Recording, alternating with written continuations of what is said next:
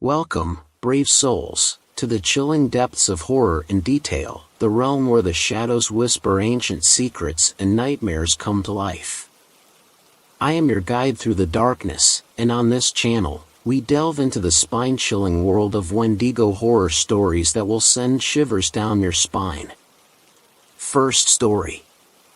Climate change woke up something worse than nightmares. The wind howled like a banshee as we huddled in the skeleton of an old miner's shack, our breaths misting the frigid air. I clutched my arms around myself, feeling the cold seep into my bones, despite the layers of thermal clothing. The icy fingers of fear crept along my spine, not just from the cold, but from the unnerving knowledge that the Wendigo prowled out there, somewhere in the swirling snow. Damn it, James. We can't just sit here and wait for that thing to pick us off. Tom's voice cut through the tense silence, sharp as the icicles dangling from the splintered roof beams. Quiet, Tom, I hissed, casting a wary glance towards the windows, their glass long shattered, leaving only gaping maws that allowed the relentless wind to invade our sanctuary. We need to conserve energy and stay warm. Our best chance is to remain calm and think this through. Think it through? Sam scoffed, her dark eyes flashing with frustration. While you think, whatever is out there is getting closer. She gestured to the empty, snow-choked streets of the abandoned mining town, each building a tombstone in this graveyard of human endeavor. Sam's right, Izzy chimed in, her voice trembling. Her youthful optimism had been replaced by raw fear, and it pained me to see her so vulnerable. We need a plan, not just hope. Hope might be all we have left, Nathan murmured from the shadows, where he sat apart from the group, cradling a worn copy of a geological survey like a talisman against the unknown. Hope doesn't fortify doors, Nathan, Ollie grunted, already moving to barricade the entrance with whatever debris he could find, rotted planks, rusted mining equipment, remnants of lives long forgotten. I watched the team fracture before my eyes, each person retreating into their own brand of despair. My heart pounded a frenzied rhythm, echoing the urgency of our situation. We were a group of brilliant minds, experts in our respective fields, yet here we were, outmatched by the primal horror of the Wendigo, a creature that defied explanation, a monster born from the very essence of hunger and cold. Listen to me, everyone, I said, my voice steady despite the chaos in my mind. We can't let fear divide us. We've faced challenges before, but none like this. Together, we've got a chance. Alone, we're as good as dead. They looked at me then, their expressions a tapestry of doubt and desperation. But beneath it all, I saw the flicker of resolve. We were survivors, each and every one of us. Whether facing the unrelenting forces of nature or staring down the stuff of nightmares, we had always found a way. James is right, Tom conceded, though the set of his jaw told me his pride took a hit. Let's figure this out. Together. Agreed, Sam said, nodding curtly. But let's make it quick. That thing out there isn't going to wait for us to reach a consensus. Okay, I said, taking a deep breath that did little to quell the unease coiling in my gut. First, we secure this place as best we can. Then, we'll come up with an exit strategy. We're not going down without a fight. As they sprang into action, boarding up windows and sealing cracks, I couldn't shake the nagging thought that the Wendigo was more than just a predator. It was the embodiment of this harsh, unforgiving land, a symbol of the struggle between humanity and the dark, insatiable void. And in that moment, the true horror struck me. Even as we fought for survival, we were being hunted by something far older and more terrifying than any storm or beast of prey. Something that wouldn't rest until it had consumed us all. A howl split the silence, slicing through the wind's mournful cries like a knife. We froze, the warmth we'd fought to kindle now a forgotten ember in the face of such primal terror. Our breaths hung suspended, crystalline puffs that seemed too loud in the newfound hush following that dreadful sound. Nobody spoke. Nobody moved. But our wide-eyed stares spoke volumes. The feral call had confirmed what we secretly dreaded. We were not alone in this ghost town. Inside, now! Ali's voice cut through the paralyzing fear with the sharpness of a commander rallying his troops. His deep-set eyes darted around, seeking out shadows that might be harboring our unseen hunter. Sam was the first to react, her survival instincts kicking in as she ushered us toward the nearest dilapidated building. "Split up," she whispered, her voice barely audible over the mounting gale. "Look for tracks, any sign it left behind."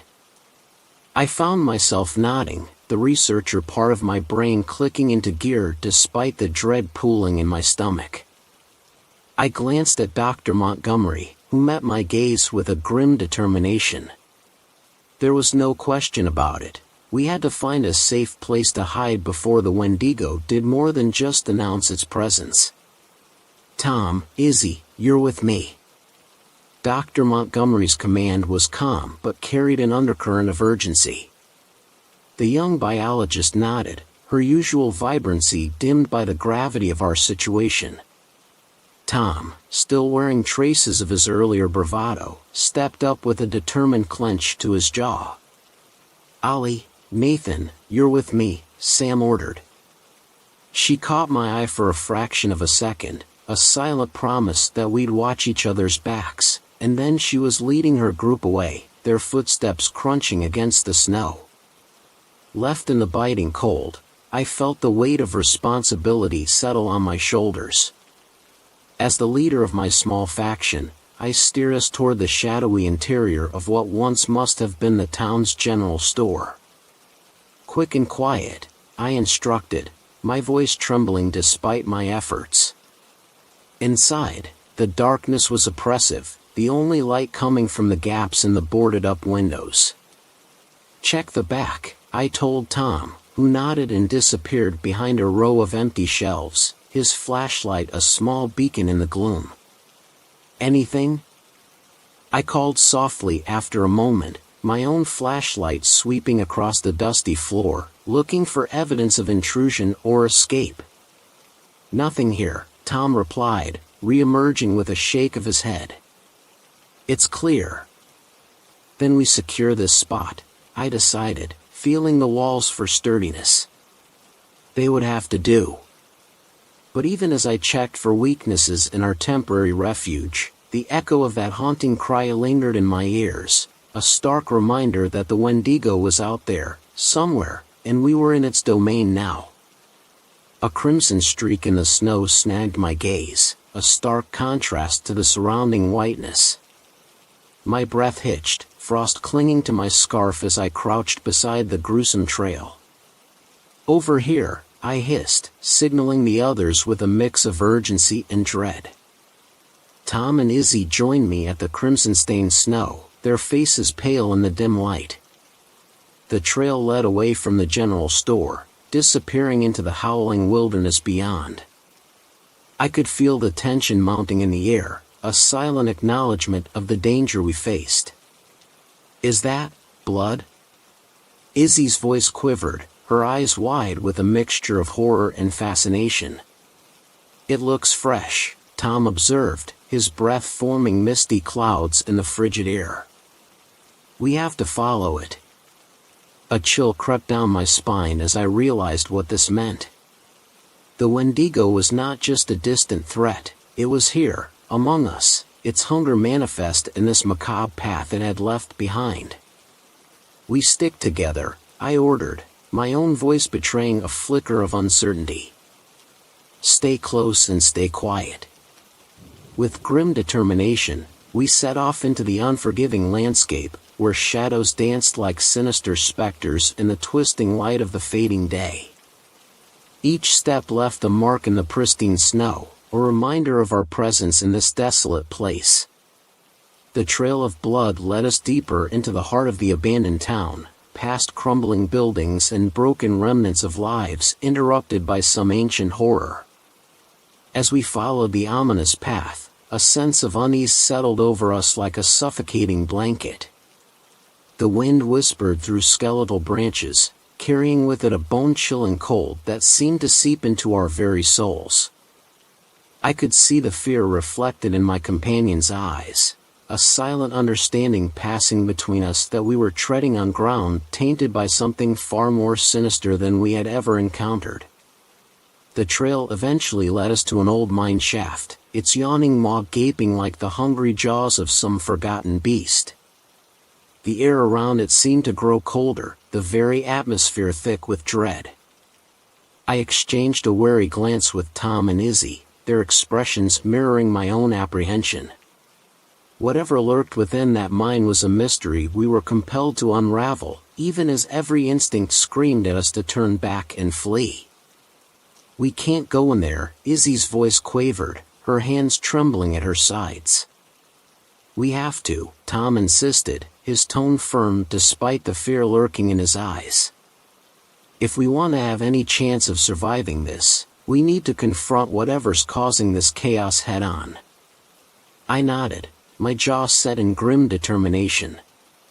There was no turning back now. With a deep breath to steady my nerves, I took the lead, venturing into the darkness of the mine shaft. The air grew thick with dust, the sound of our footsteps echoing off the walls like ominous whispers. As we delved deeper into the belly of the mine, a sense of foreboding washed over me. The walls seemed to close in around us, suffocating and oppressive. Every shadow held untold horrors that threatened to spring forth at any moment, shrouded in the darkness that enveloped us like a suffocating cloak. The stench of decay hung heavy in the air, mingling with the metallic tang of blood that clung to the walls in streaked patterns, a macabre mural of terror. My heart hammered against my ribs, each beat a thunderous reminder of our vulnerability in this desolate place. I could feel the weight of gazes watching us from unseen corners, a palpable malevolence that made my skin crawl. A soft whimper from Izzy broke the silence, her grip on my arm tightening as we pressed forward into the unknown depths of the mine. Tom's breath hitched beside me, his flashlight trembling slightly in his hand as we navigated the labyrinthine tunnels that seemed to twist and turn endlessly. And then, a sudden shift in the shadows ahead caught my attention, a subtle movement, fleeting yet unmistakable. I raised a hand to halt our progress, my heart hammering in my chest as I strained to see through the murky darkness. The faint sound of shuffling echoed off the walls, sending a shiver down my spine. "Did you see that?" Tom's voice was barely above a whisper, his eyes wide with apprehension. Before I could respond, a low growl reverberated through the tunnel, chilling me to the core. The air seemed to thicken with an otherworldly presence, suffused with a primal malice that prickled at my skin. I gestured for silence, my grip tightening on the flashlight as I slowly advanced, every nerve on edge. As we crept closer, the shadows seemed to coalesce into a grotesque figure hunched over in the darkness. Antlers twisted like gnarled branches adorned its skeletal frame, and the stench of decay grew overpowering. The Wendigo stood before us, its eyes gleaming with a hunger that sent a bolt of terror through my veins. Time seemed to slow as we beheld the grotesque form before us, a monstrous fusion of man and beast that defied all reason and sanity. Its gaunt limbs were twisted with sinew and bone, its elongated fingers tipped with razor-sharp claws that gleamed malevolently in the dim light. A guttural growl reverberated from the creature's chest, sending a shock wave of fear through our small group. I could feel my companions trembling beside me, their breaths coming in shallow gasps as we stood frozen in terror. The Wendigo's eyes bore into mine, a chilling intelligence lurking within their depths. It sniffed the air, its nostrils flaring as it seemed to assess us with a predatory gaze. I knew then that we were nothing more than prey to this ancient evil, mere morsels to sate its insatiable hunger.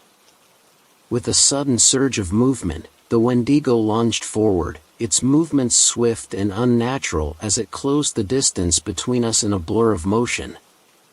Instinct took over as I raised my flashlight, the beam cutting through the darkness to reveal the creature's twisted form in stark detail.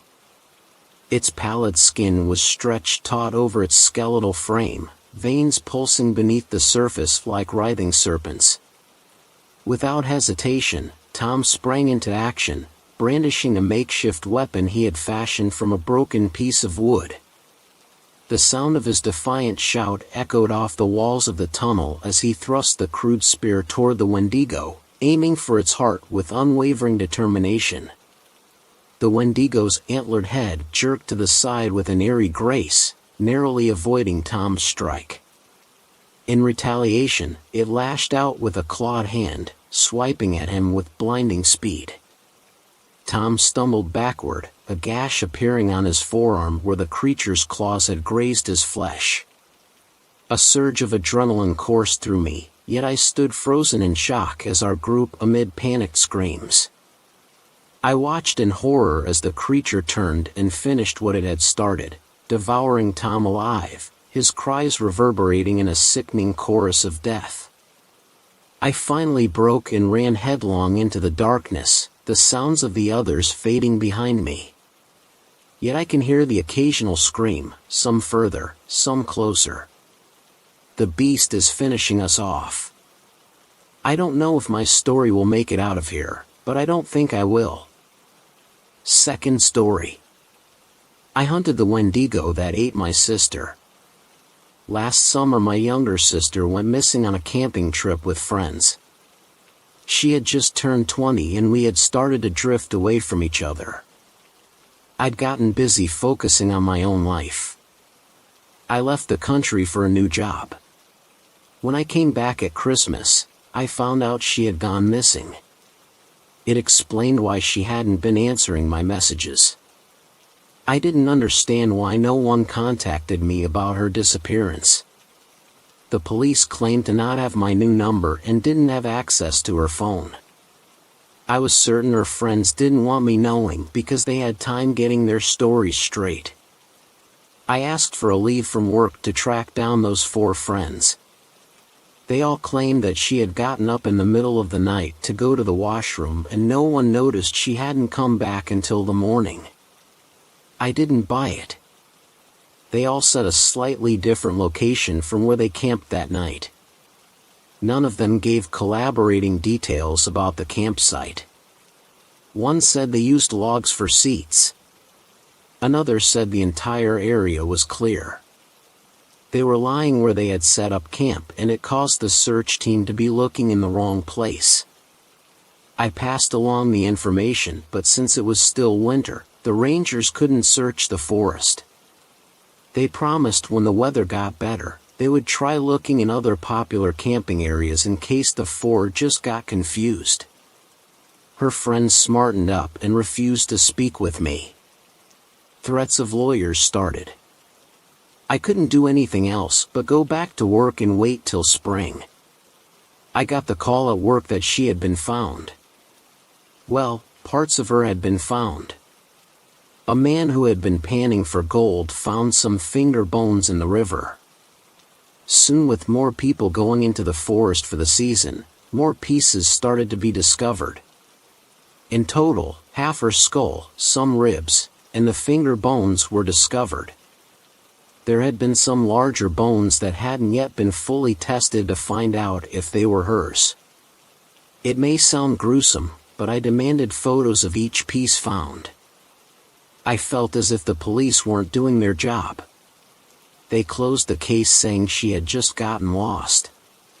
They claimed the damage to the skull could have happened after death. After I saw a photo of the femur, I doubted that fact. The marrow had been scrapped out. There also were scratches on the bone the police said were made by animals. It did appear to have been gnawed on, but not by sharp teeth. Our parents died when I was 17 and she was 14. When it happened, I promised to take care of her. I failed her. I assumed since she became an adult, I was no longer needed. I was wrong. If I couldn't save her, the least I could do is find out what happened. Too many things weren't adding up. I quit my job even though my boss said I could come back any time. He's lost a child, so he understood how grief worked. I did some research and packed what was needed. Then I drove to a small town by the forest looking for answers. I questioned some of the local shop workers trying to find out what happened before the group went into the woods.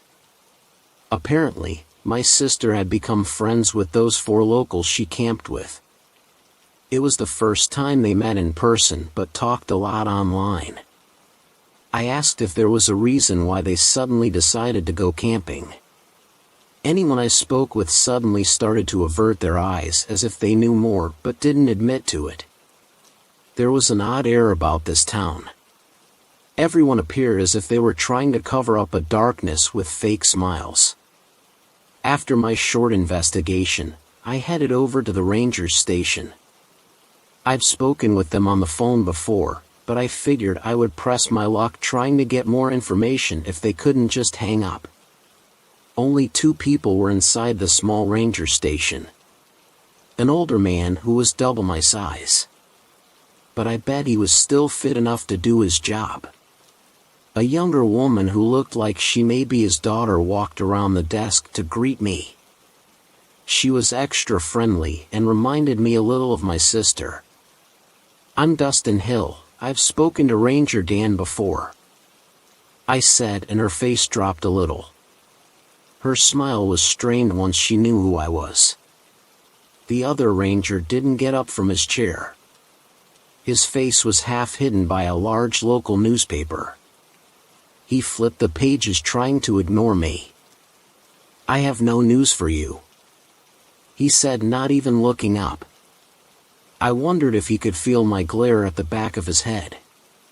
The younger women looked between us in distress, unsure of what to say. "May I have a map of my sister's last location? I'm not from the area and I don't want to get lost." The older ranger sighed and stood up. He sorted through some papers and grabbed a trail map. At least he was patient, telling me which path to take and how long the hike would be. He had nothing personally against me.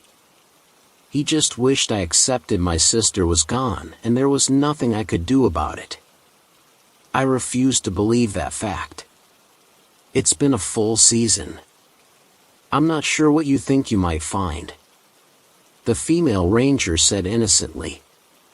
"Anything," I told her and put away the map provided. "I'll be staying in the forest for a while." Ranger Dan frowned. He crossed his arms, disapproving of my plan.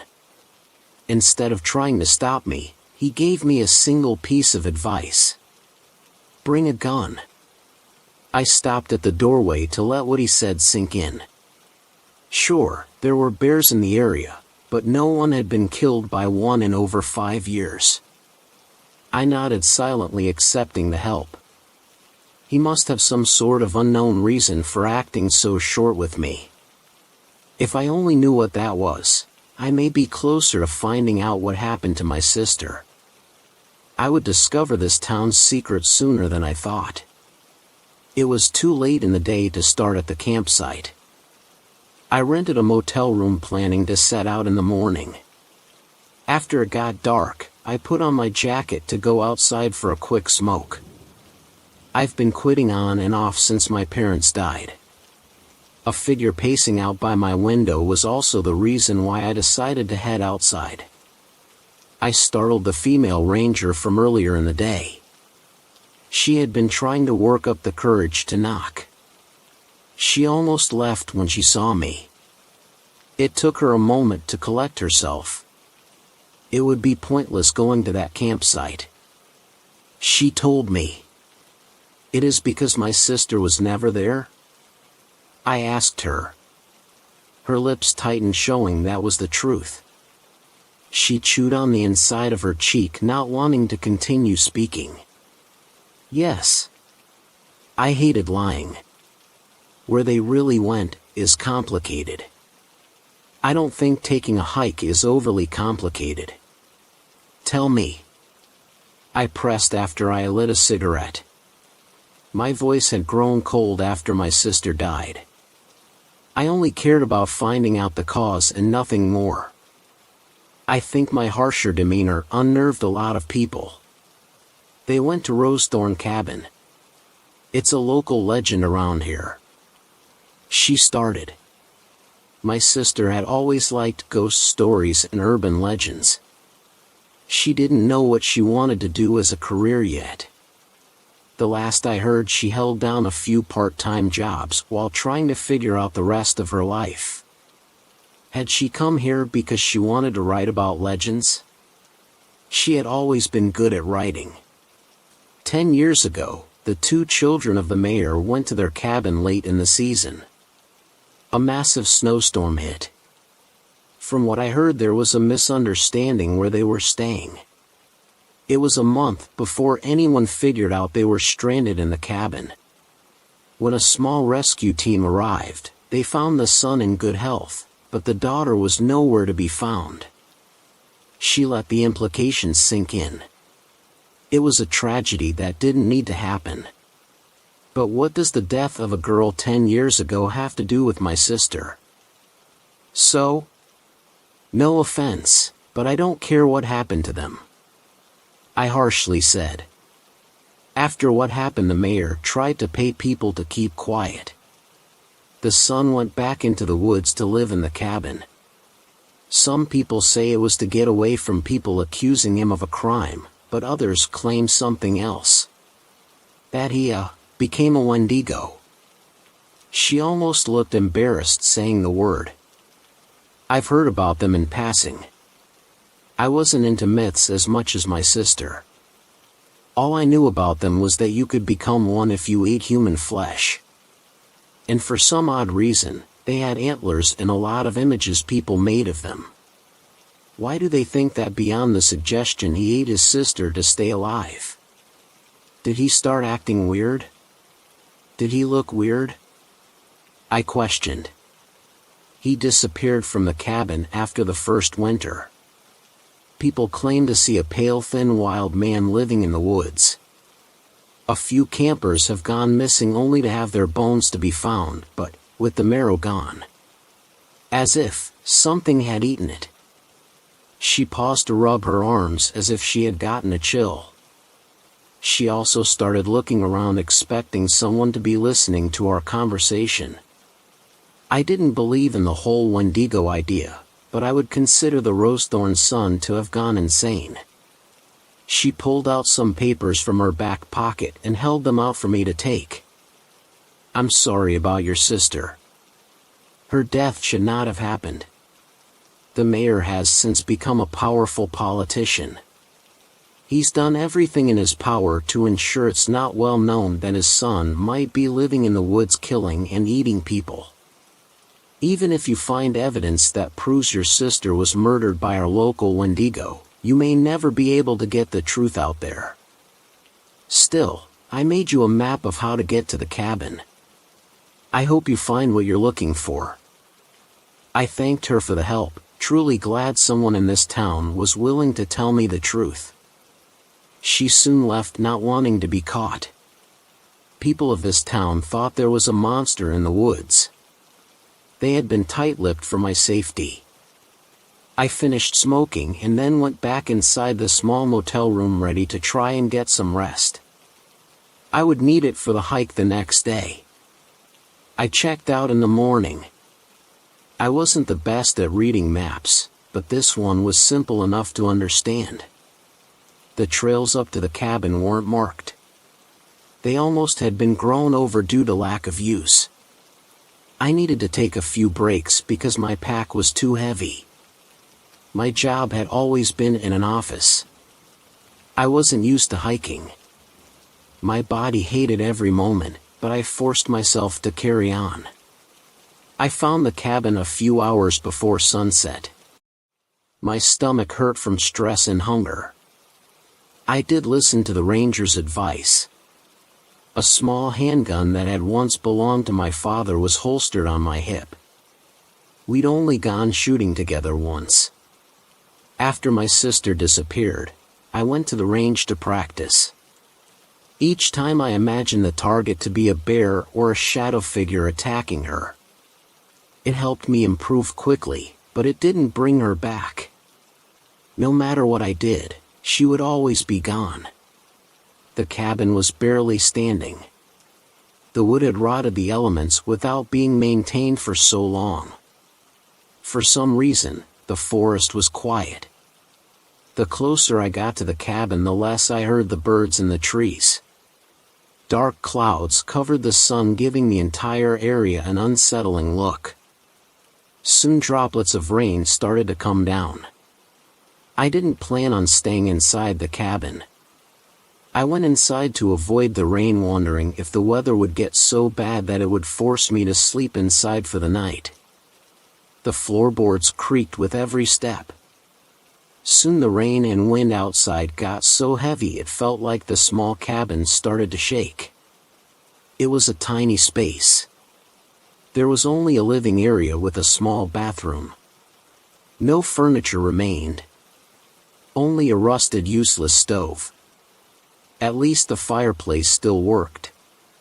It took a few minutes to get the fire going.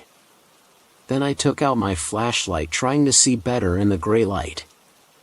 The wooden floors were less rotten inside. There were some odd spots where someone had scrubbed them as clean as the old wood could be. I got down low to run my fingertips over old scratches on the floor. Tracing my fingers over them, I realized they looked to be made by something with 4 claws. For an hour I crawled over the floor, desperately looking for anything. A scrap of fabric, or some bloodstains. I needed proof that my sister had been here. Just before I gave up, my light caught something between the cracks of the floorboards. I used my Swiss Army knife and carefully lifted the small object out from between the 2 boards. When it was in my hand, my heart nearly stopped from pain. I held a small silver letter charm. When my sister graduated, I bought her a bracelet that you could add charms to. The first one was an L for Lexi. She hated going by Alex, but as a big brother, I used her full name to annoy her. I gave her the bracelet to apologize for not respecting her name and promised to be better. I expected to get emotional finding something of hers. I'd been almost numb since I heard about her disappearance. Even thinking her name almost felt to be too much. But now, I only felt a deep heat inside my chest. The charm was put away somewhere safe. I didn't care if whatever was in the woods was a Wendigo or a guy who just lost it. I was going to kill him. The storm outside picked up.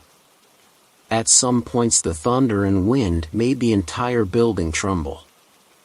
I didn't want to be inside if the roof came down, but I wouldn't be able to see if I went outside. My stomach was too stressed for dinner. For hours I sat facing the door with a blanket to try and keep away the early spring chill. I planned to stay out here for as long as my food held out for. I didn't need to wait that long. When the storm started to die down, an odd smell came into the air. I buried my nose in the blanket, trying to avoid it. It grew so strong my eyes started to water before I started to get adjusted to it. When I was younger, a trash bag broke when I tried to take it out of the can.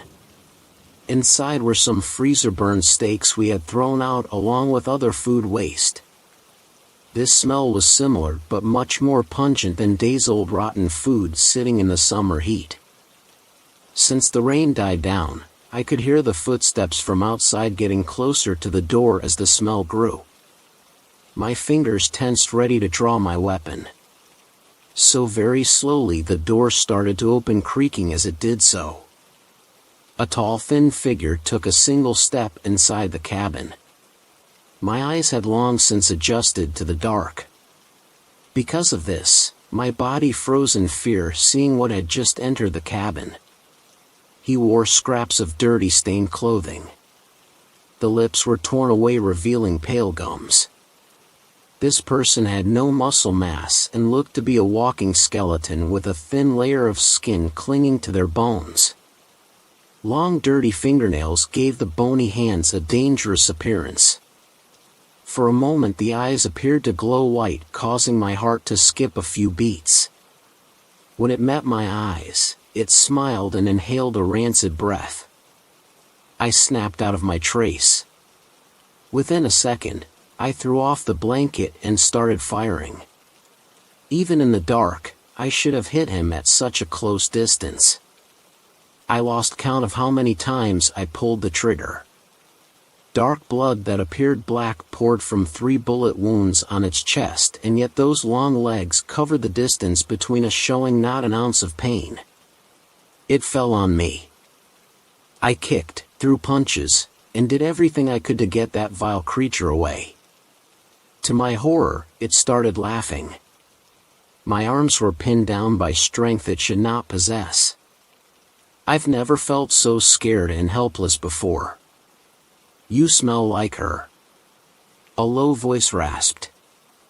I felt as disgusted as I was angry. I hated this thing with every single fiber. Amused, he brought his face closer. The stench was almost overwhelming.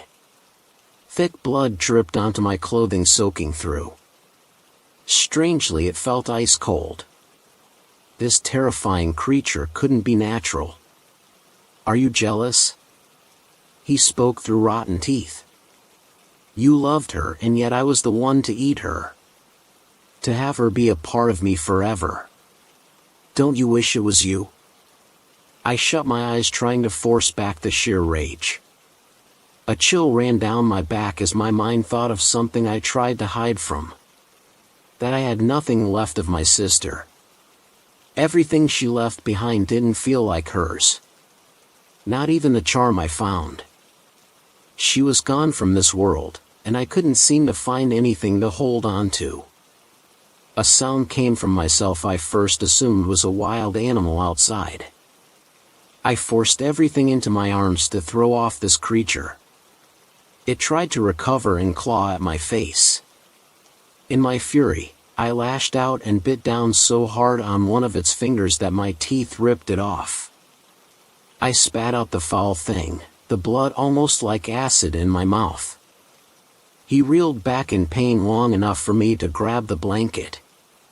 In one swift moment, I'd tossed it over the creature's face, blinding it long enough to grab the pistol I had dropped in the earlier struggle. Pressing it to the creature's skull under the blanket, I fired until it was empty. More dark blood started to soak the material. With burning lungs, I crawled away, waiting for the thing to move again. Surely it was dead. It needed to be dead. And yet it sat up, black-stained blanket still over its face. Was I just seeing things? "Do you still love her?" It spoke in a garbled voice. "Shut up," I hissed. "She's still here." It raised pale thin arms as if trying to offer something. I shook my head, trying to refuse what I was seeing. "I love you because she loved you." I took her into myself. "We can all be together. Don't you want that?" Rage boiled over. A heavy-duty flashlight sat waiting on the floor next to my pack. I grabbed it in a blind rage. The first impact against the creature's skull painfully ran up my arm. After that, I don't remember much. Not how many strikes I brought down. Not when the flashlight broke and when I switched to my fists. Or when I broke my fingers from punching down as hard as I could. All while that monster laughed. I eventually collapsed. Body and mind wore thin. When I woke, the light of dawn crept through the dusty windows.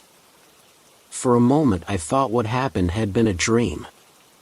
When I sat up, I found the beaten body of the creature where I left it.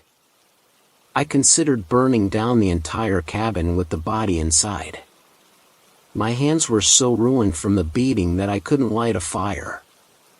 Instead, I dragged the body into the woods and then kicked leaves to cover as much of him as I could. When my hands recovered, I was coming back to set a much-needed fire. The hike back was brutal. Either I hid my broken hands well, or the owner of the motel didn't care. I knew I couldn't go to a hospital for my injuries. I just collapsed in the motel bed trying to fight back the pain long enough to rest. A few hours later, a knock at the door dragged me from my nightmares. I almost didn't answer it. Just in case there was something wrong with my credit card, I opened the door wondering if I was going to be kicked out. Instead, Ranger Dan was on the other side holding a first aid kit. He silently walked inside. I let him work on the cuts and broken bones and was relieved it wasn't as bad as it felt. There were 2 sons, you know. He started not looking up from his work. The oldest son wasn't at the cabin with his younger siblings. He blamed himself for what happened and killed his younger brother. Then, the strangest thing started to happen. He grew sickly and distant. Soon, he left town for the cabin where his sisters had died. We all knew something wasn't right with him. But we didn't know how bad it was until the bones missing the marrow showed up after some hikers disappeared over the years. I chewed on my cheek tasting blood. These people had known for years about the monster in the woods, and they had done nothing. My sister, my dear Lexi, was dead because of that. I sat grinding my teeth in silent anger. "Are you heading home or somewhere else?" the ranger asked in a serious voice. At first, I didn't know what he meant. I had killed what took my sister away, but I didn't feel as if I had a home to return to. It would be impossible to just go back to my regular life after this. He spoke again and his next question made my body turn cold. "Are you hungry?" I was starving. Which was to be expected because I hadn't eaten much in almost 2 days. This hunger was different. It hurt so deep down inside it should be impossible. Like a black hole had opened in my stomach. "Why did you never kill what was in the forest?" I asked in a shaking voice. For once, he answered my question. "It can't be killed." He finished up his task and left the room, not even looking back. Once he was gone, my body started to shake. I was cold. So damn cold. No amount of hot water from the shower helped. Something was wrong with me, and I didn't want to admit it. I'm going back into those woods. I need to burn a Wendigo. But I didn't want Lexi to have died without anyone knowing what happened to her. I may not be able to come back out of those woods. Honestly, I would like to believe my mind snapped from the intensity of what happened. But didn't people say crazy people don't know they're crazy? I knew the vast empty hunger was insane. I knew this cold running through my body wasn't natural. And I know sane people don't start chewing layers off their lips. I'm scared of what I'm becoming. Crazy or a Wendigo. Either way, I love my sister and fire should solve this problem before I pass it on to someone else. Third story. Another night. Another goddamn night, stuck in this window-lined prison. At least I have a good view, so I guess that's something. The storm raged all night again last night and only let up just before dawn. At one point, the winds were gusting hard enough to rock the tower, which was a bit disconcerting, to say the least. As I stand out on the wet catwalk around my shack, I see that the clouds haven't let us go just yet, though, and look every bit as pissed off as they did yesterday afternoon. It seems like the dry season has come to an end, which is good, since I've been slacking a bit on my fire watching duties over the last couple days. Gallows humor, right?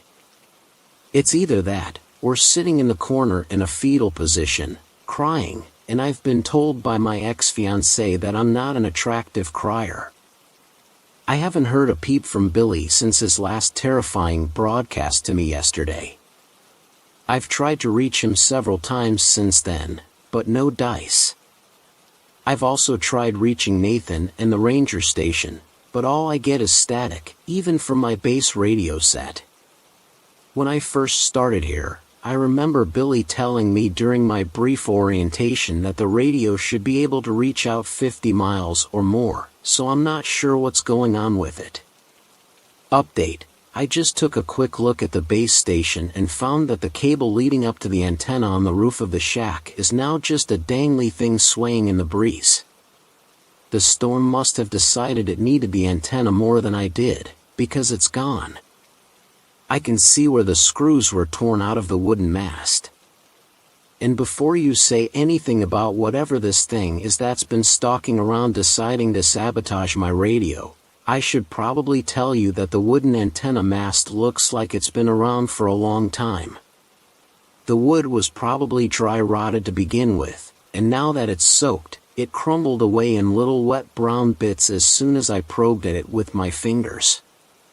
Speaking of whatever this Kawatami or angler thing is, I'm just going to call it a mimic, I think. I haven't heard or sensed anything weird since yesterday. I'm assuming it's still out there somewhere, but I don't think it's nearby.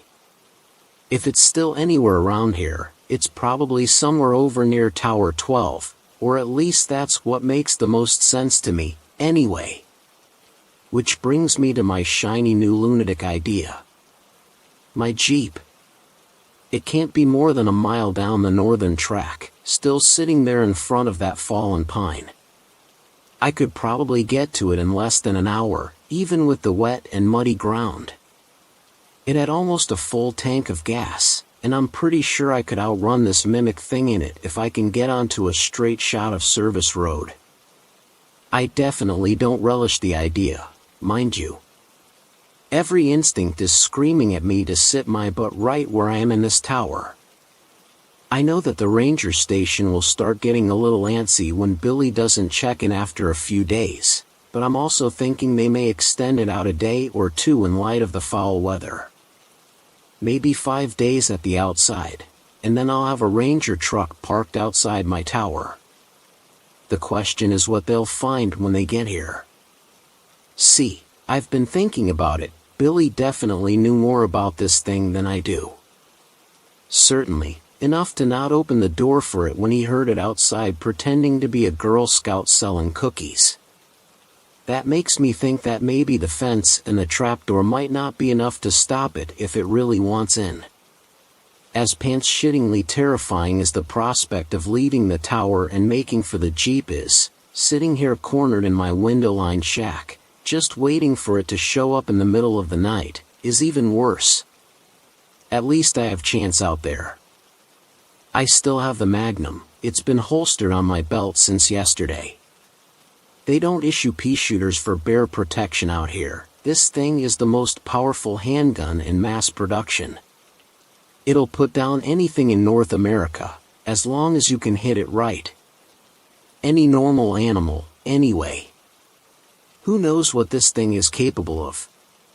Still, it does provide a level of comfort and gives me some confidence that my plan may work, if luck's on my side. For now, I'm going to try to eat a granola bar to put something in my churning stomach and try to build a little energy. I don't think I've eaten anything since early yesterday. After that, I'm grabbing my pack and heading out. Wish me luck. Asterisk. I left my tower shortly after 10 a.m. and let me tell you, those were some of the most difficult first steps I've ever taken in my life. Stepping out through the chain-link gate into the open space beyond my small compound felt like I was stepping off the roof of a skyscraper. When I closed the gate behind me, I just stood there motionless for what must have been 5 minutes, frozen in place with my hand clenching the grip of the revolver still holstered at my belt. Even with all the stress and anxiety swirling around in my head, I was amazed at exactly how keen my senses seemed in that moment. It felt like I could hear every rustle of leaves and smell every damp patch of moss in the thousands of acres of wilderness surrounding me. In that moment, I felt very small. Very insignificant. Trivial. When my chest began to ache, I realized that I had been holding a breath in, subconsciously afraid to make even the slightest sound. I let it out slowly and forced myself to breathe normally again. Scanning the trees, I turned slowly in a circle, eyes searching for anything that seemed out of place, like it didn't belong. But there was nothing there. Everything seemed normal, at least to me. Casting one last look over my shoulder at the refuge of my tower, I started off along the seldom-used service road to the north, careful of my footing on the muddy and uneven ground. I allowed myself to move at a slow jog, fast enough to make good progress, but not so fast that I was announcing my presence to the world. Not so fast that I couldn't hear the forest around me over my own breathing. I stopped a couple times during my trek to catch my breath and take a drink of water, and thankfully still seemed alone and unpursued for now. I wondered if it was out there somewhere among the dense trees, hiding in the muted gray shadows of the forest. Maybe it was looking for me at that moment. Perhaps it had returned to my tower in my absence, found it empty, and was even now tracking my flight along this trail. If I paused long enough, would I see it suddenly rounding the gentle curve behind me as it caught up? Or did it prefer to move more stealthily, among the trees and underbrush, laying in wait alongside the path ahead, ready for my approach? I had to forcibly shake myself of that line of thought. It wasn't doing me any good now. I was committed to my plan. The thought of retracing my steps and returning to my lonely watchtower held just as much terror, because now it sat there unmanned, unwatched, abandoned. For all I know, the mimic could be there at this very moment, ransacking my shack. I definitely didn't want to walk back in on that little scene, I can promise you that much. I ended up making surprisingly good time on that northern path. It was only about 30 minutes before I saw the dim shape of my Jeep, waiting dutifully in the middle of the path ahead. The matte tan paint job and black cloth roof stood out remarkably well against the muted greens and browns of the surrounding forest. Urging my pace to quicken, I covered the last 100 yards before I even realized it and found myself standing at the door, hand on handle. I paused. A chill ran down my spine, inciting an unbidden shiver. I realized then how quiet the forest around me was and wasn't sure how long it had been this way. I felt that something was out of place, and so did the native fauna. On any given day, the trees were alive with the sounds of wildlife. Squirrels and chipmunks chittered, insects buzzed, and 1,000 varieties of birds called and sang from the treetops. Not now, though. It was as if they had all left, and I felt very alone in that moment. Only, not quite alone. Somewhere out there, in that sea of trees, something stalked. Something that didn't belong in the light of day. Something that didn't belong under the watchful eyes of Mother Nature. I was pretty sure she wouldn't have let something like the mimic evolve, had it not been hidden in its underground realm. The door of the Jeep was thankfully quiet as I depressed the latch and swung it open. If this had been a horror movie, I'm sure an ear-splitting screech would have erupted from its hinges, but in real life we tend to take care of these vehicles pretty well. In the best of times, they are the only convenient transportation for 20 miles or more. In times like this, though, it was likely the only thing that would save my sorry ass. I jumped in and pulled the door shut behind me with a dull thunk, subconsciously locking it. I almost laughed aloud when I did that. The entire top of the Jeep was nothing more than canvas and plastic windows. A feisty hamster could probably have penetrated my little haven. I doubt the mimic would even think twice about it.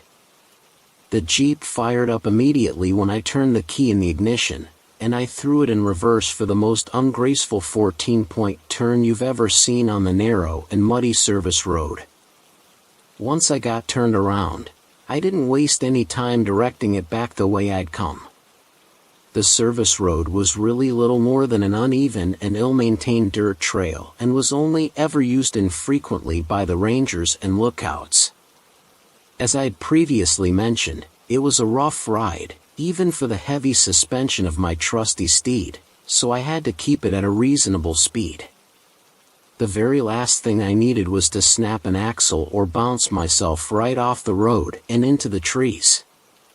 Compound the condition of the trail with the fact that it constantly wound and curved as it progressed, and it meant that even my best speed wasn't too much faster than I could run on foot. That's okay. Once I got past my tower, the service road was generally better maintained and followed a more or less straight path. I'd be able to build some decent speed there, and I'd be out of the wilderness and standing at the ranger station in an hour or so. The abrupt appearance of my tower caused me to feather off the gas as I rounded the last curve from the northern track. I slowed to a crawl and squinted through the now dirty windshield. From here, everything looked exactly like I had left it. The gate still stood closed and, looking up, I could see the trapdoor also appeared shut. Maybe this thing hadn't returned. Hell, maybe this thing wasn't ever going to return. For all I knew, it was headed in the opposite direction. It's not like it had a GPS or anything. It was at that moment that I nearly pissed myself when the radio still clipped to my belt squawked and I heard probably the last thing I had expected to hear. Billy. John, are you there? The signal was pretty clear, but his voice sounded weak, strained. I almost didn't respond. I was frozen, indecision clouding my mind. I didn't know what I could trust to be true, but I doubted that this mimic had read the radio manual and learned to operate the handset. I snatched the handset from my shoulder and keyed the mic. Billy? Holy shit, is that you? He answered me right away, and I thought I could hear relief in his tone, buried under his pained words. John, thank God. I was afraid you were gone. My eyes drifted to the trail leading past my tower.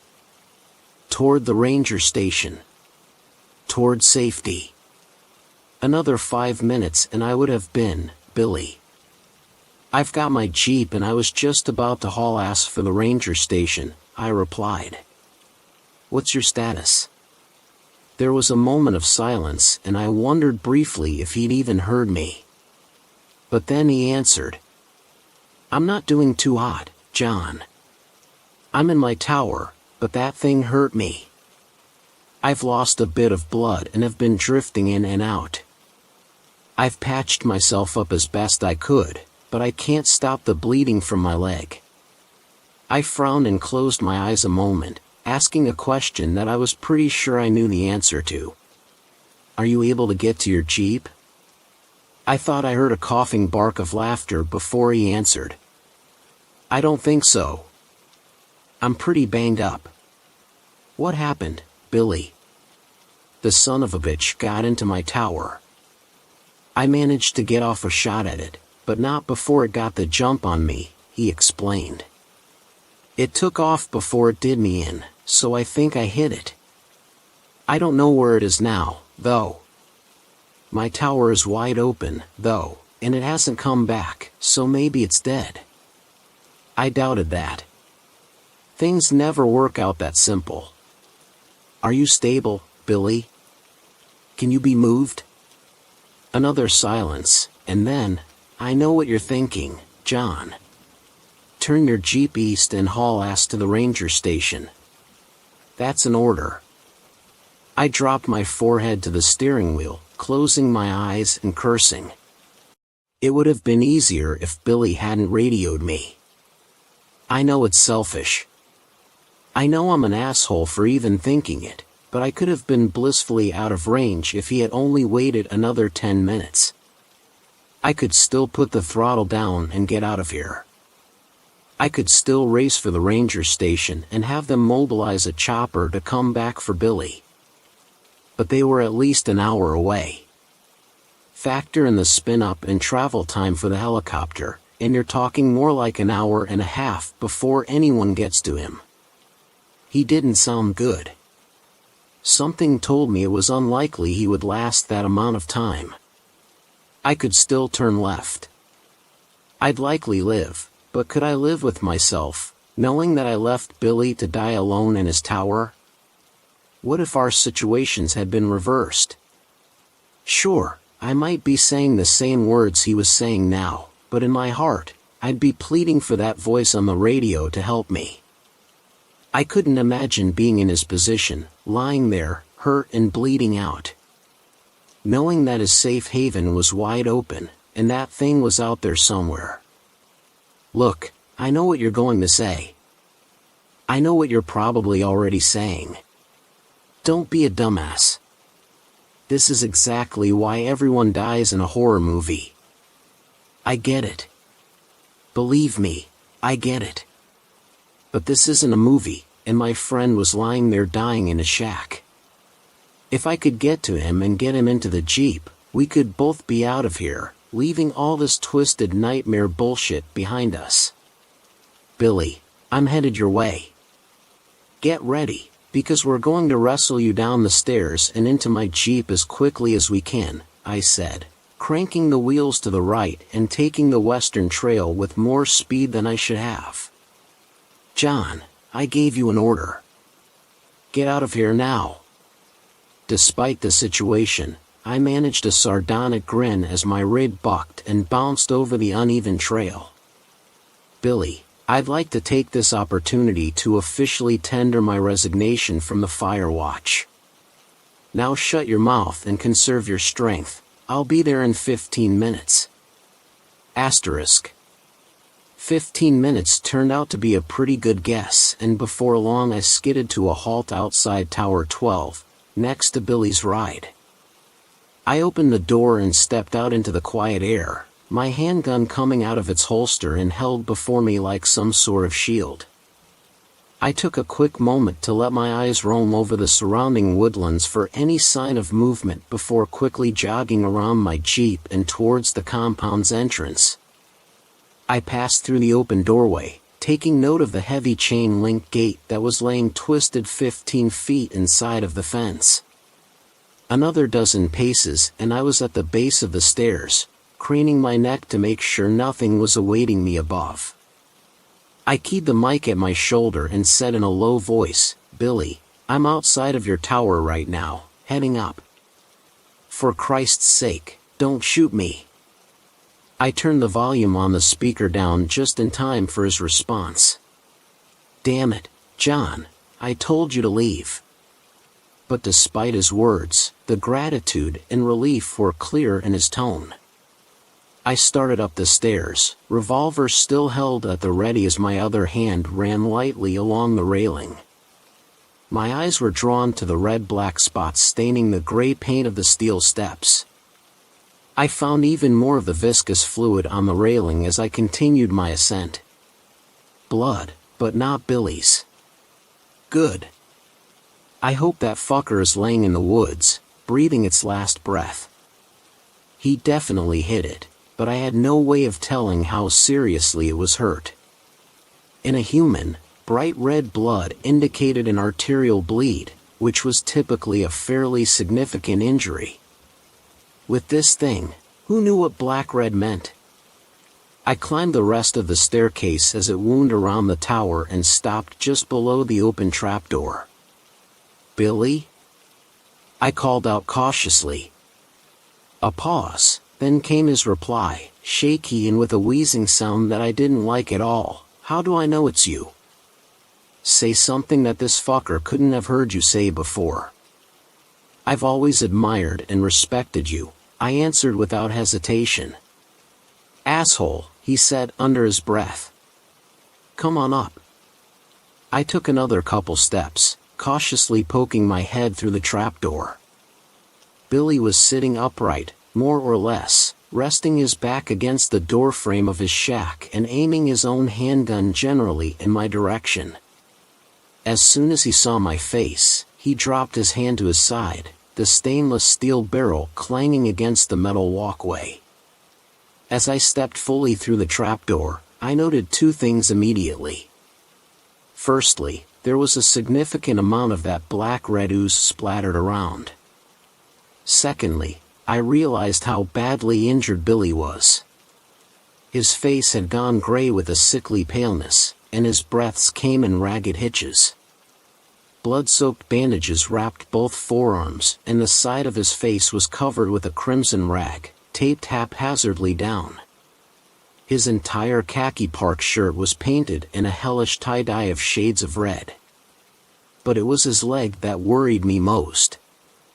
A tourniquet had been tied around his thigh near his groin, but the pants leg was a cherry red below that, and was glistening in the late morning light.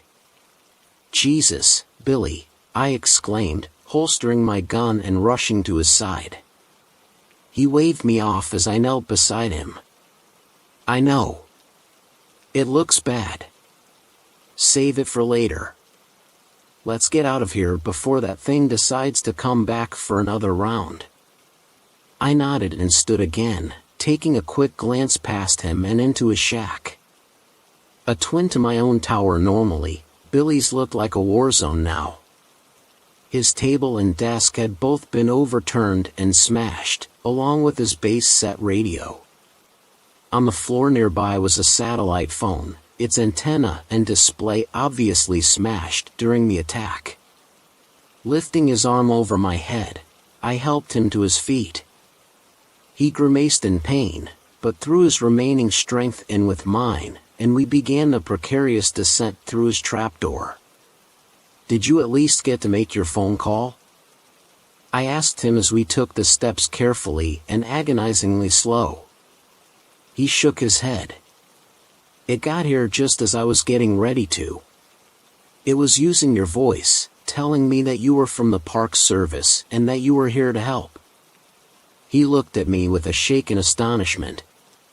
It sounded just like you, John, but when I looked over the catwalk railing down at it, he winced again as we half stumbled on a step. Almost there. John, he continued, holy hell. I've never seen anything like it. I shook my head as we reached the bottom step and moved onto the rain-soaked ground and grunted with exertion. Save it, Billy. We have a long ride ahead of us, plenty of time for that later. He just nodded as I maneuvered him around the passenger side of my Jeep and helped him climb in. Once he was in, I hurried back around to the driver's door and got in, starting the engine as I pulled the door closed behind me. Throwing it into reverse, I felt the wheels break loose as I stepped on the gas with a bit too much enthusiasm. I swung the 4x4 around and put it into drive, pointing it back towards my tower, and beyond, safety. I only had a heartbeat's warning from Billy before I saw it, barreling from the underbrush at us. It threw itself, a great mass, crashing into the side of the Jeep, and Billy scrambled to get away from it, damn near climbing over the center console in the process and knocking my hands off the wheel in his panic. The Jeep swung wildly left and I stomped down on the brakes to avoid careening off into the trees. One of the front wheels dipped off the road and the steel bumper crashed through a small cluster of oak saplings, halting us abruptly and stalling the engine. Everything went silent in that moment as we froze. My breath hitched in my lungs and my eyes widened in shock as I laid eyes upon this abomination for the first time. My first impression was that it was much larger than I had thought, but the nightmare visage before me eclipsed such a pedestrian observation. The thing stood in the middle of the trail still, shaking its head as if trying to recover its senses after the collision with the 2-ton vehicle. It looked vaguely humanoid in a sense, but it walked on 4 limbs clearly proportioned to such a task. It was hairless and with mottled pink-gray skin stretched tight over muscles, bones, and odd, unidentifiable bulges. The limbs seemed to have joints that bent in all the wrong directions and ended in what should have been claws. But instead of the distinctive keratin-composed sharp nails that seem so familiar in the natural world, these seemed to be extensions of the creature's skeletal structure, protruding painfully through its veiny translucent hide. But worst of all was the bulbous and disproportionately large head that topped an oddly gaunt-appearing neck. It was oblong and reminded me of the shape of a feline skull in general appearance. Its maw seemed a jagged tear across its face, with ill-fitting and chaotically positioned teeth that didn't seem to allow the mouth to close properly. I couldn't see any eyes, but where they should have been were instead 2 bulbous and cyst-like organs, seeming to bulge and flatten in a slow rhythm, as if bladders filling with air or liquid. I reeled back in revulsion as it turned its sightless head in our direction searchingly. Flaps of skin on either side of its malformed snout opened slowly like some obscene blossom composed of milky gray bat wings, and I had the sense that it was using them to try to somehow locate us. It was then I saw where Billy's shot had struck the creature in the face. One of the snout flaps was nearly completely severed, hanging limply in contrast to its sibling, and a gouge furrowed by the bullet's travel creased along the right side of the thing's head, piercing and ravaging the bulbous organ on that side and leaving it a deflated sack. When it turned its head farther in our direction, I could see clearly where it had bled significantly from the shot, but was horrified to see that the wound had already sealed itself and a shiny silver scar was left to mark the incident. "I knew I hit you, you bastard," Billy whispered, half to himself. The mimic stopped its motion, and we watched as the uninjured bladder on its head expanded like a half-filled party balloon. It dipped its head a bit and we saw 2 membranous slits in the top of its skull dilate. A moment later, the twisted sound of a human voice assaulted our ears. "I know you're out there." The voice was unmistakably Billy's but was distorted and wrong. I thought that the wound from his gunshot probably had something to do with that. The thing raised its head again, turning a bit more in our direction, and took a few experimental steps forward. Again, it paused and lowered its head. This time we heard what sounded like the pained roar of a bear, almost perfectly replicated, except for that same distortion that we had heard previously. Had this thing killed a bear? I held my breath as we watched it again raise its head and take a few more contemplative steps in our direction, slowly swinging its grotesque snout back and forth. I could see how the flaps of skin that were flared open where its nose should have been twitched minutely back and forth, and I felt like it was using them to listen for us. "It knows we're here somewhere, but it can't see us," whispered Billy, leaning close. "But if it gets close enough, I'm thinking we're done for." I looked over at Billy and realized that there was no way he'd be able to make a run for it in his condition. From the look of the thing growing ever closer to where we cowered in the Jeep, I thought it was likely we didn't have much time before it got close enough to hear our breathing or heartbeats, or whatever, even inside the 4x4. When that happened, I knew what would come next. Billy closed his eyes a moment and turned to me. There was something in his eyes then, some sort of acceptance that I didn't like one bit. "Get ready with that cannon," he whispered. "You're only going to get one chance at this fucker." "What are you talking about?" I asked. A moment later, I had my answer. Billy took a deep breath and mustered every bit of his strength, flinging the door open and staggering out of the Jeep. "I'm right here, asshole!" he shouted at the thing, limping weakly across the road away from the Jeep. The mimic whipped its head in his direction instantly, but tilted its head to the side, seemingly momentarily puzzled at this unexpected turn of events. Billy held his own magnum in his hand, but he was too weak to raise it towards the beast. Still, he pulled the trigger and a resounding boom seemed to shake the air.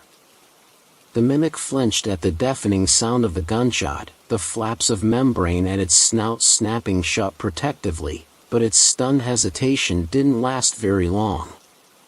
In an instant, faster than I would have thought possible, it launched itself on powerful limbs at Billy, knocking him to the ground and tearing at him with teeth and claws.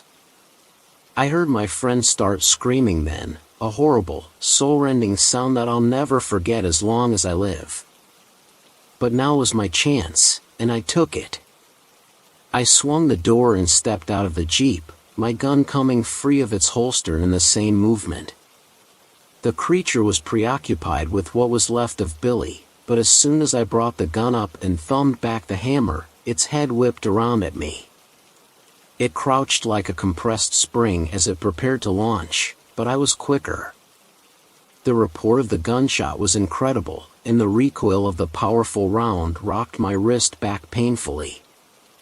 The beast staggered and I saw a burst of blood and tissue explode from the wound near where its shoulder met its neck. It howled out an otherworldly cry, sounding like a bedlam mixture of man and beast, but though the wound seemed terrible, it tried once again to throw itself at me. I was set in my course, though, and took step after step towards the creature, pulling the trigger again and again until the gun ran dry and all I was left with was the clicking of the hammer and the high-pitched ringing in my ears. The acrid smell of gunpowder stung my nose, and by the time I finally stopped, I found myself within only a few feet of the horrid thing.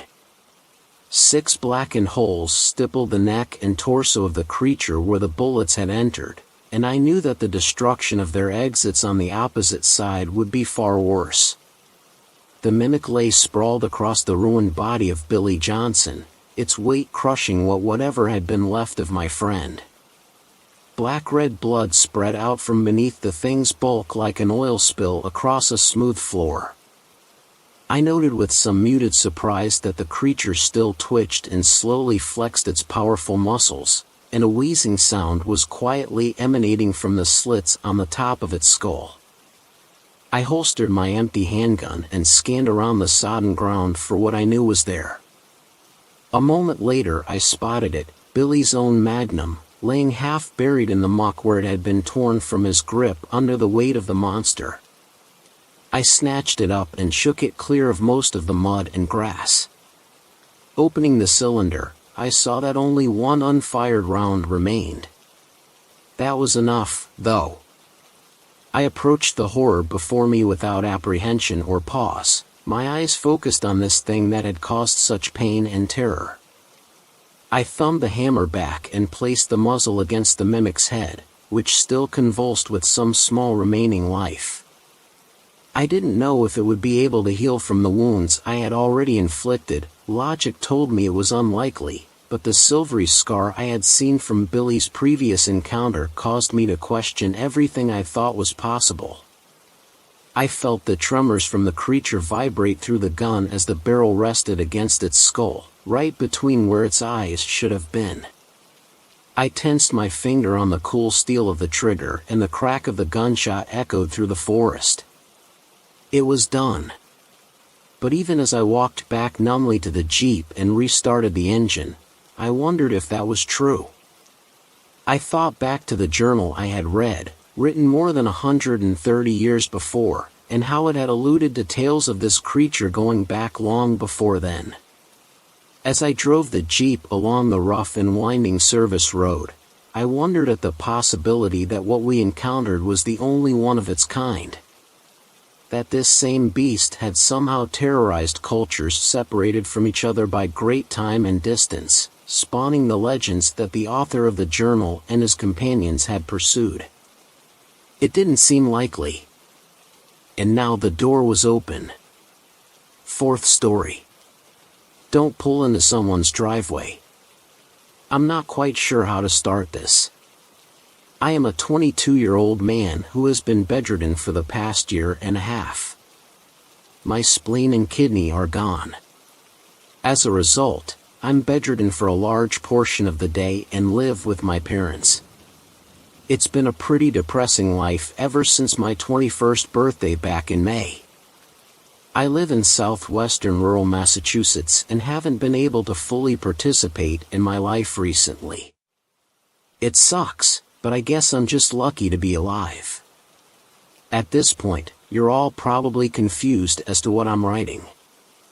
I needed somewhere to warn people, to write down the experience I had on my birthday that night in 2016. It was a late night out with the boys. We were out at the bar in town having a good time up until 1 a.m. It was my birthday. May 14th. I was the last one to be dropped off at home. Our designated driver and I were having a chat about plans for the 4th of July. He missed my street. He said he would turn around at the next chance, and I told him to just pull out of someone's driveway. Unluckily for us, the next house never had anyone home.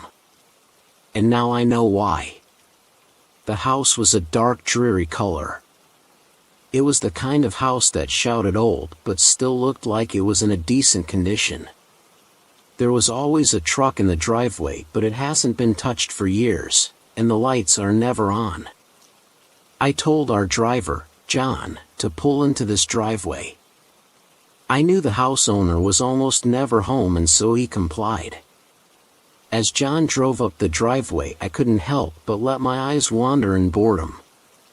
I've never actually studied the lot, but everything seemed weirdly well kept for the local ghost house. Believe me, people never saw the house owner here, but the place was always tidy. Rumors flew around saying that it was the local drug house, or that it belonged to some sort of underground cult looking to stone itself in northern New England. Boy, were those rumors wrong. Funnily enough, I would have preferred to be assaulted by a drug lord compared to the experience I had. John looked at the house and jokingly said we should get out of here before the satanic cult gets us. My eyes suddenly snapped to the window. I saw two glowing orbs pointed right at our direction, covered by a window curtain. At first I ruled it out to be nothing but a possible window decoration. But in my near-drunken stupor I couldn't help but panic. As John turned, the light from the headlights slowly revealed the figure standing behind those orbs. It was unlike anything I had ever seen. A horror movie creature, too real to be mistaken as a hoax. Its eyes gigantic and reflective, taking in the entire scene of the two passengers in front of it. One frightened, the other ignorant of its existence. It had a humanoid shape, with long, slender arms. What looked like spikes ran down along its spine, and the thing looked starved. I could see its ribcage jutting out from its skin, even from my position at the bottom of the driveway. Its bald head seemed much too small for the pair of eyes it donned. It stood completely still, staring at me. I couldn't help but feel captivated by its horrific presence. I stared back. Was it dead? It hadn't moved, and I saw no signs of it breathing. I was completely entranced by its eyes. As I looked into them, I felt the strangest sensation of pain. But it didn't feel bad. It was almost refreshing. Believe me, I am not a masochist. But what I felt then was almost like jumping into a cold pool on a hot summer day without preparation. It just hit me as a shock, then I was suddenly used to it. I thought John had been under the same effect as me, but it seemed that this entire course of events had taken place in mere seconds. The engine roared, stirring me out of my trance. I looked at John quickly, confused.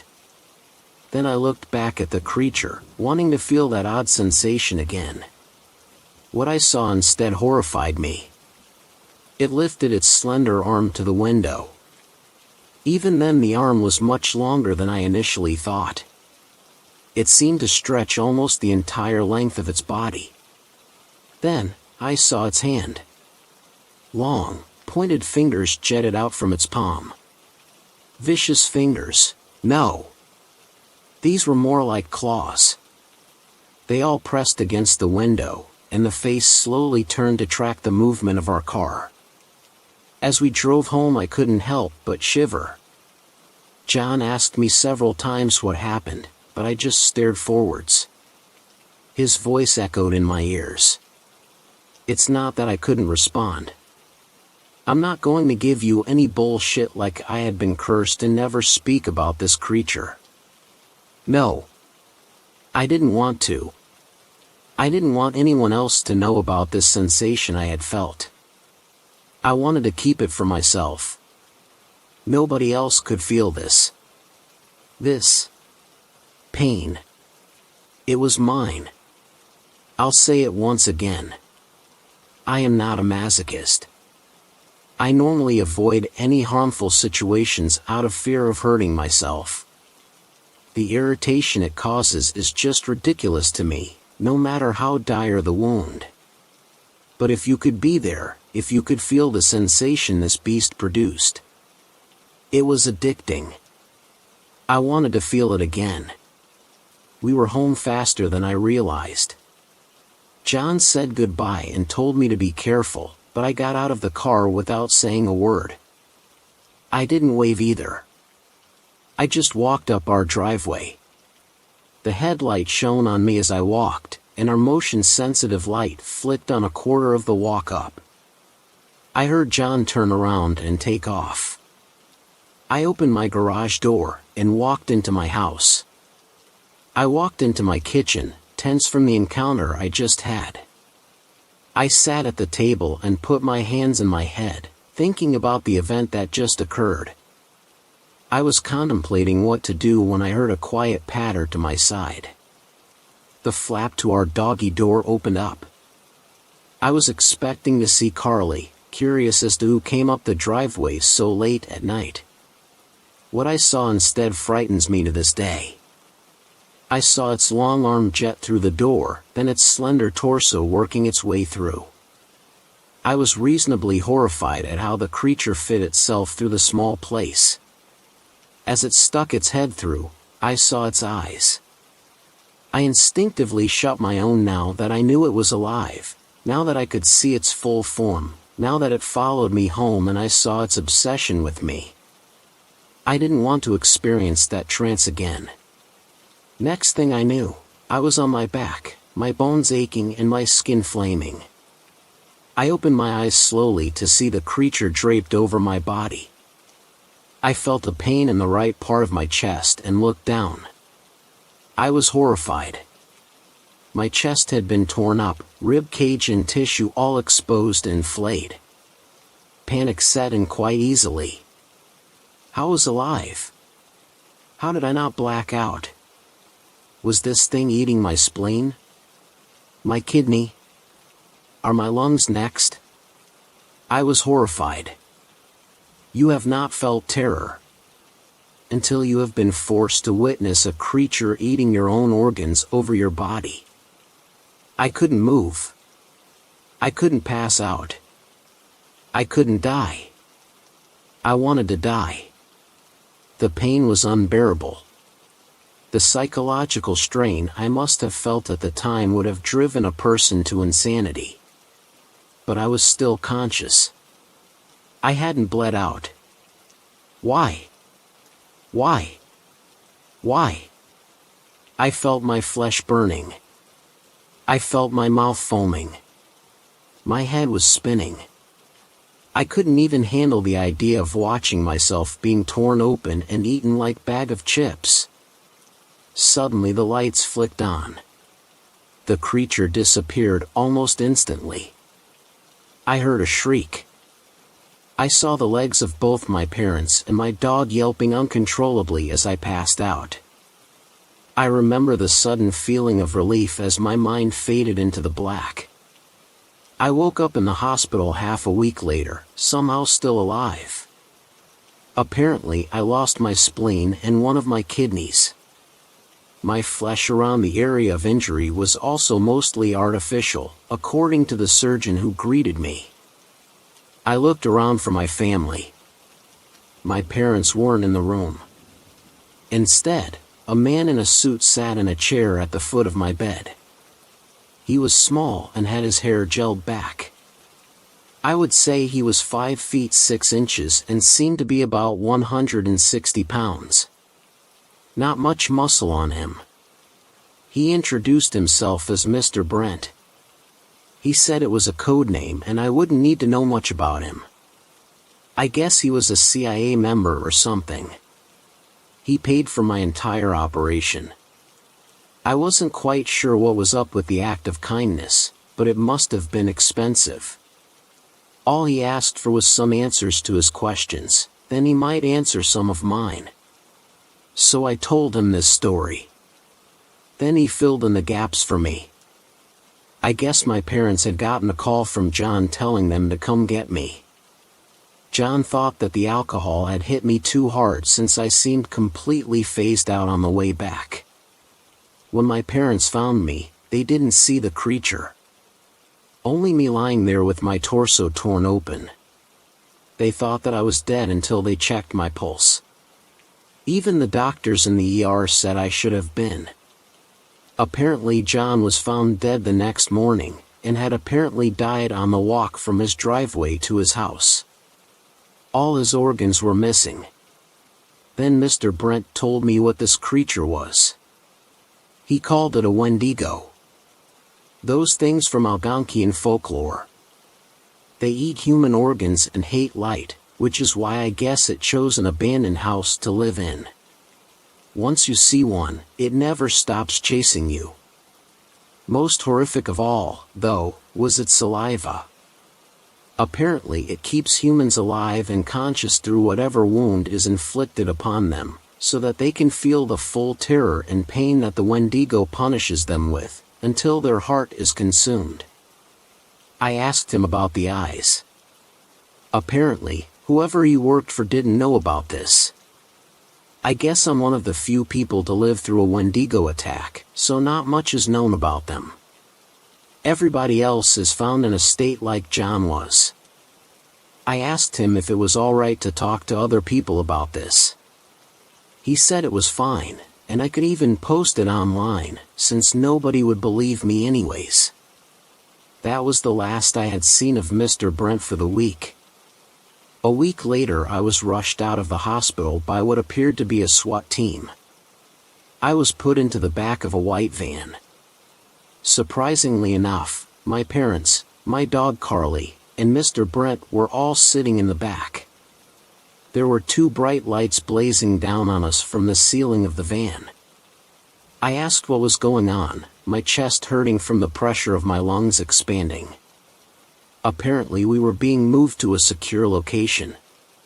Mr. Brent had told my parents the story of my Wendigo attack. My father, at first, thought it was bullshit, but complied. My mother simply wanted me to be safe. We got to the secure location within half an hour. Turns out it was a house far away from town. About 5 miles out, in the middle of nowhere in an already rural location. While the movers that had our stuff were getting everything into the main corridor, Mr. Brent explained the nature of his organization, but I could tell he left out many details. Apparently, they find people like me who survived paranormal attacks, then protect them in exchange for information. The house itself looked ridiculously expensive. He told us that it has a security system that causes the lights to go on whenever movement is detected. Each room will always be lit when someone is inside, and the outside has large floodlights that only go on at night whenever they detect movement. It's the first house in the district connected to the town's power station, and has 10 backup generators. Mr. Brent gave us a schedule for times that we can leave the house safely. From 9 a.m. to 3 p.m., every day of the year. I occasionally hear the lights outside turn on. At first, it startled me. But after a couple of nights in our house, I realized just how safe we were now. I'm only ever nervous when all the lights turn on nearly instantaneously around the foundation, followed by the sound of flickering movement towards the brush. I often talk with my parents about the whole situation. They say they're just glad they can be sure that we're all safe, and that Mr. Brent and his organization were kind enough to help us. I often wonder if they're being hunted, if even Carly is being hunted. I want to ask Mr. Brent so many questions, but he disappeared after the move-in. I haven't seen the Wendigo since that night, but it's possible I may look outside one night and see it staring at us, hoping for a chance to strike. I just hope that when that time comes, our fortress will hold up as Brent said. I'm posting this in hopes that whoever reads this will believe me. This isn't about trying to scare you or looking for media attention. This is a warning to everybody who spends late nights out. If you see a shadowy figure in the night, do not leave the light. Do not make the same mistake I did. There's a reason some houses are abandoned, and I fear I may have awoken one of those reasons. Fifth story. How I made my very bestest friend on the dark web. I'm a bit of a nerd. I tend to hold on to that pretty tightly, since I don't really have anything else to go with. I don't have any friends, and I'm not athletic in the slightest, so I spend most of my time online watching fail videos on YouTube.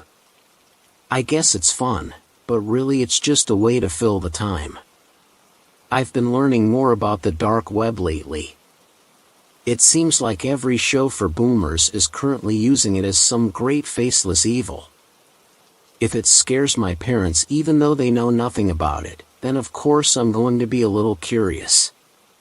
Some general research led me to downloading the Tor browser and doing some basic searching about. The whole .onion thing at the end of web addresses seems super dumb, but whatever. It was exciting to be doing something that I knew my parents didn't want me to.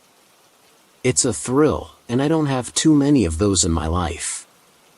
Most of the people in my school are going out and trying beer or hoping to get someone in their bed, and I'm goofing off on the dark web.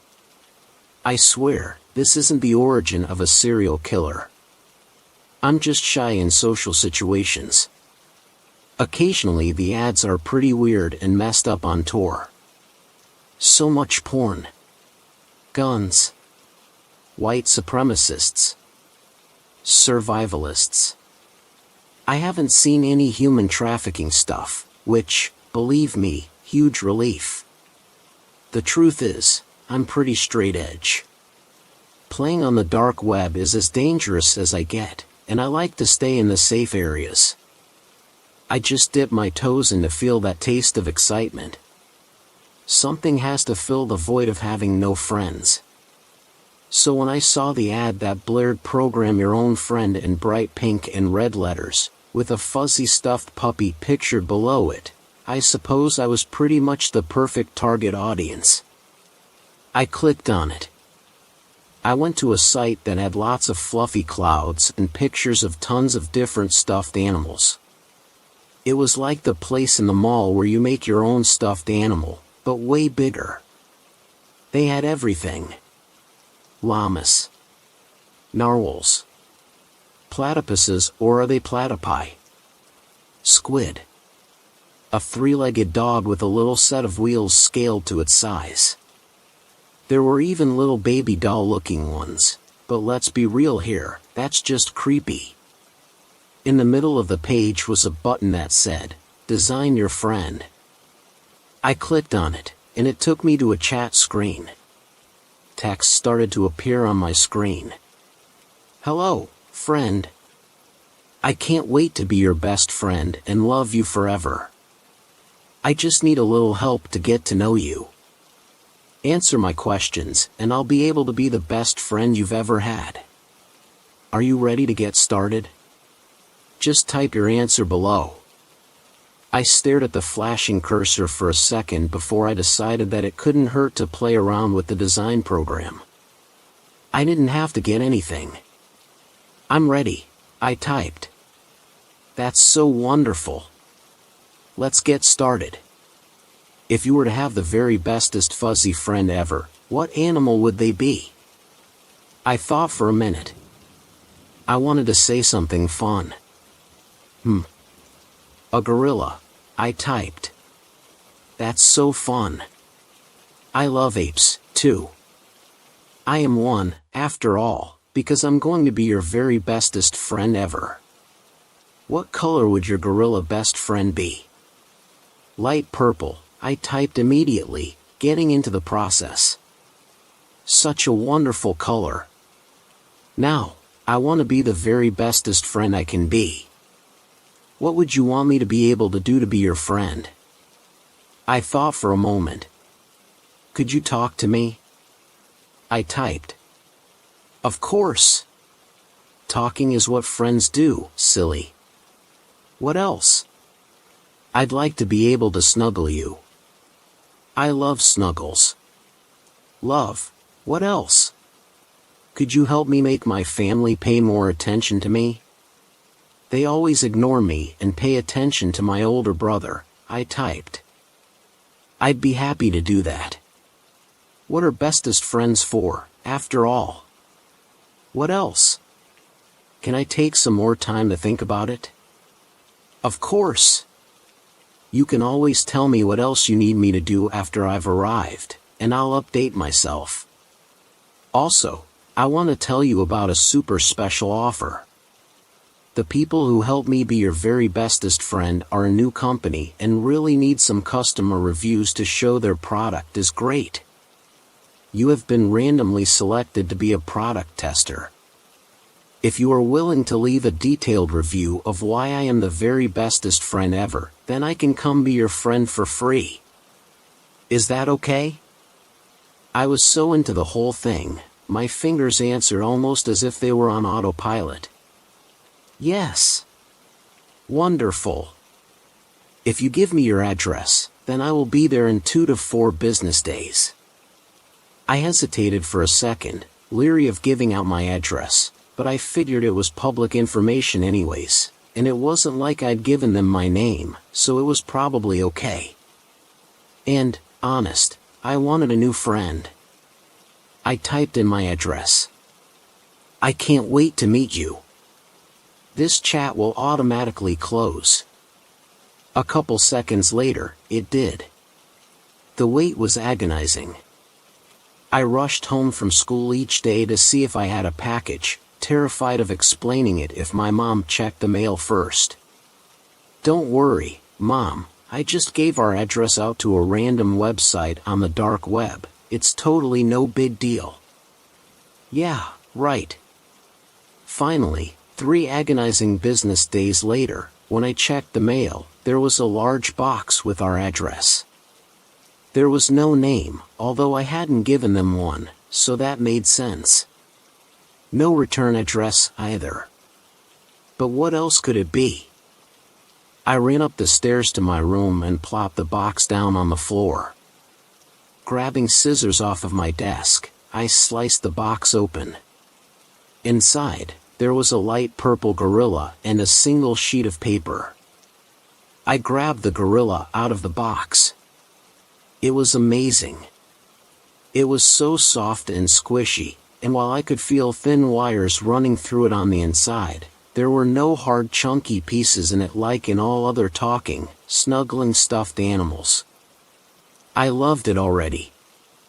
Hi, I said to it. Nothing. Are you my new friend? Nothing. This was disappointing. But I guess it's still a cool stuffed animal. I reached back in the box and pulled out the sheet of paper. Across the top it said, "How to turn on your new best friend for the first time." A part of me was intensely embarrassed that I had somehow not thought to immediately look for directions. Thankfully, no one had witnessed that dumb moment. The directions were pretty basic. There was a key phrase I had to speak, made up of random words that wouldn't usually be heard together so that he didn't get turned on by accident. I was just about to say the phrase when I heard my mom come home. She yelled from downstairs for me to come help set the table for dinner. I guess I would activate my new friend after dinner. Dinner seemed to take forever. As soon as I was done washing the dishes, I ran up to my room.